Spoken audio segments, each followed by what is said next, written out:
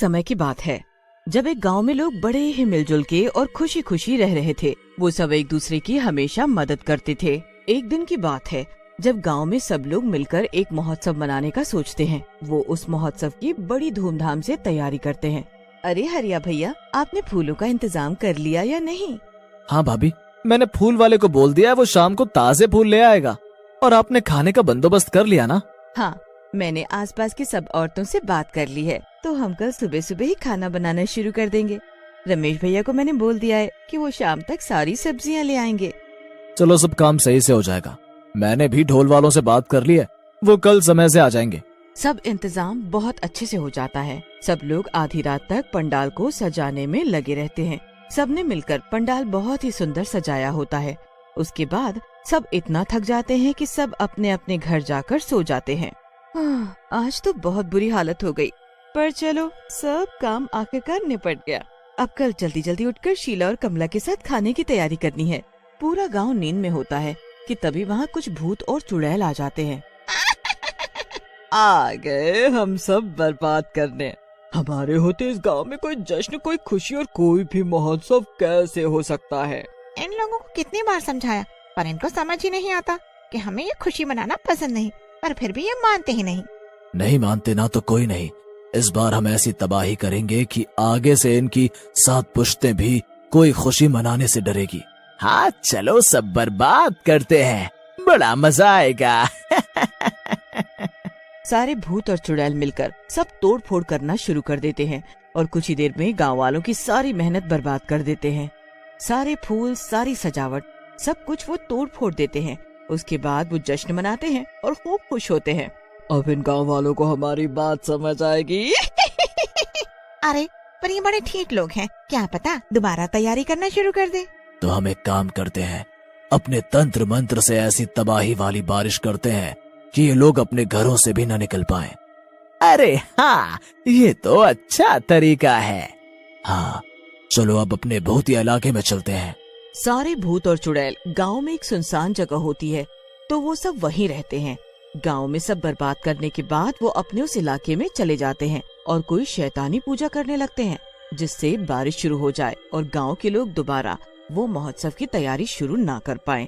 सुबह 4 बजे तक भूतों और चुड़ैलों के तंत्र मंत्र चालू रहते हैं और 4 बजते ही बारिश शुरू हो जाती है। बारिश के शुरू होते ही सब खुशी से झूम उठते हैं। अरे वाह, बारिश शुरू हो गई है, अब ये दोबारा महोत्सव की तैयारी नहीं कर पाएंगे। भूत और चुड़ैल मिलकर नाचने लगते हैं और बड़े ही खुश होते हैं। सुबह 4 बजे माला खाना बनाने के लिए उठती है, तो उसे बाहर से पानी गिरने की आवाज सी आती है और फिर घर के अंदर भी पानी आ रहा होता है। माला दरवाजा खोलती है तो बाहर इतनी तेज बारिश हो रही होती है कि सब जगह पानी भरने लगता है। हे भगवान, इस मौसम में बारिश कैसे हो गई? हमारा पंडाल, मुझे अभी जाकर सबको बताना पड़ेगा। माला जल्दी से शीला और कमला को जाकर बताती है। फिर वो हरिया और मनोज और बाकी लोगों को भी जाकर उठाते हैं। सब गांव वाले मिलकर पंडाल देखने जाते हैं, पर बाहर इतनी तेज बारिश हो रही होती है कि छाता भी किसी काम नहीं आ रहा होता। उन लोगों के पैर भी पानी में डूब रहे होते हैं। जैसे तैसे लोग जब पंडाल तक पहुंचते हैं तो सब तहस नहस हो रखा होता है। पंडाल की ऐसी हालत देखकर सब दंग रह जाते हैं। हे भगवान, ये सब क्या हो गया? हमारी सारी मेहनत बर्बाद हो गई। ये सब देखकर तो ऐसा लग रहा है जैसे ये सब किसी ने जानबूझकर किया है। बारिश से ऐसा नहीं हो सकता। ये तुम सही बोल रही हो, ये बारिश से तो नहीं लग रहा। ये कहीं उन भूत चुड़ैलों का काम तो नहीं? हाँ भैया, ये उनका ही काम है। वो देखो जरा, कीचड़ में पैरों के निशान। आखिर कब इन भूत चुड़ैलों से हमारे गांव को छुटकारा मिलेगा? जब भी गांव में कुछ खुशी का मौका होता है, ये आकर सब बर्बाद कर देते हैं। सही कहा तुमने। अब हम कर भी तो क्या सकते हैं? हमारे बस में इनको खत्म करना नहीं है। इनका अंत एक दिन भगवान खुद करेंगे। देखना, जब धरती पर अत्याचार बढ़ जाता है तब भगवान खुद न्याय करते हैं। सब लोग उन भूतों और चुड़ैलों को कोस ही रहे होते हैं कि तभी सभी भूत चुड़ैल वहाँ प्रकट हो जाते हैं और जोर जोर से हंसने लगते हैं। सही पहचाना तुम सबने, ये सब हमने ही किया है। तुम लोगों को 1000 बार समझा दिया और इतनी बार हमने इस गांव में तबाही की, पर तुम लोग फिर भी यहाँ पंडाल डालकर बैठ गए। भगवान से डरो।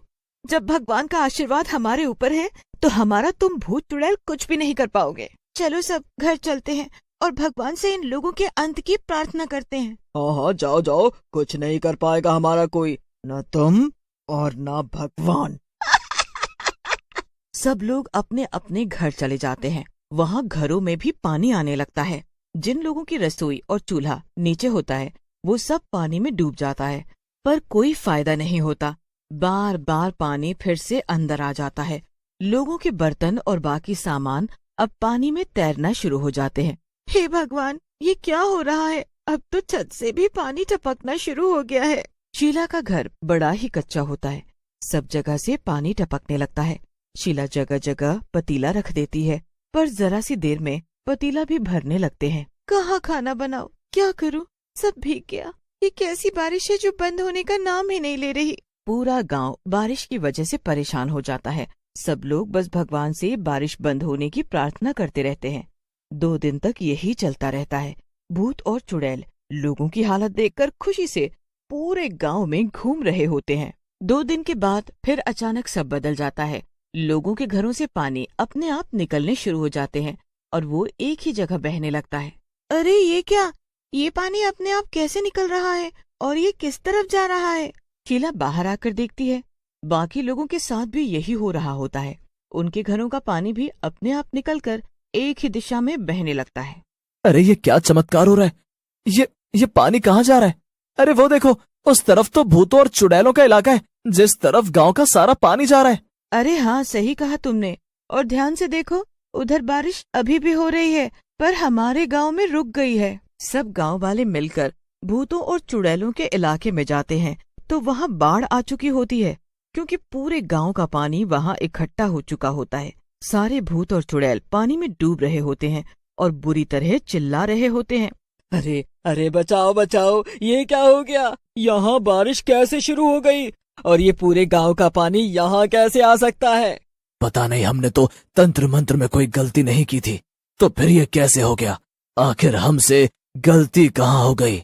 गलती तुमसे बहुत बड़ी हुई है, और वो ये कि तुमने हमारा पंडाल तोड़ा, हमें बर्बाद करने के लिए तंत्र मंत्र से भयानक बारिश शुरू की और सालों से हमारी खुशियां मनाने का मौका हमसे छीन लिया। अब तुम्हारा अंत आ चुका है। तुमने बोला था ना, भगवान और हम तुम्हारा कुछ नहीं बिगाड़ सकते। ये देखो, ये सब भगवान की ही शक्ति है जो तुम्हारे साथ हो रहा है। ए औरत, तू बहुत बोल रही है, तुझे मैं अभी आकर बताती हूँ। चुड़ैल तैरती हुई शीला के पास आने की कोशिश करती है कि तभी एक तेज पानी का बहाव उसकी तरफ आता है कि वो चुड़ैल पानी के साथ दूर बहकर एक पेड़ से टकरा जाती है और अपना सर पकड़ लेती है। ये क्या हो रहा है मेरे साथ? मेरी शक्तियाँ काम क्यों नहीं कर रही? चुड़ैल दूसरी चुड़ैल को इशारा करती है कि वो जाकर शीला को सबक सिखाए। अब दूसरी चुड़ैल आगे तैरती हुई शीला के पास जाती है तो तभी एक पेड़ चुड़ैल के सामने आ गिरता है। चुड़ैल एकदम पीछे हो जाती है।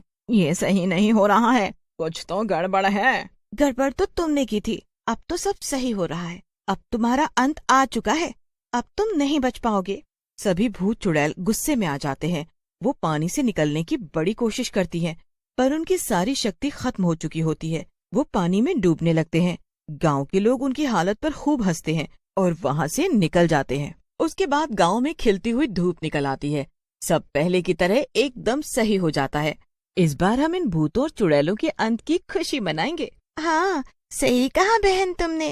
और इस बार हम पहले से भी ज्यादा तैयारी करेंगे और पहले से भी ज्यादा धूमधाम से जश्न की तैयारी करेंगे। बस फिर से गांव वाले पंडाल तैयार करके खड़ा कर देते हैं। पंडाल इतना सुंदर और विशाल होता है कि भूतों और चुड़ैलों के इलाके से उनको भी दिख रहा होता है। वो ये सब देखकर बहुत तिलमिलाते हैं, पर कुछ कर नहीं पाते। पूरा गांव इकट्ठा होता है और ढोल ताशे बजते हैं और जश्न की आवाज चुड़ैलों और भूतों के कानों तक साफ साफ पहुंच रही होती है।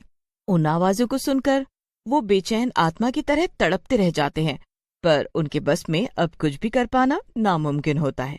यहाँ गांव वाले खुशियां मना रहे होते हैं और भूतों के इलाके में बिजली गिरती है और सारे भूत चुड़ैल पल भर में जलकर गायब हो जाते हैं।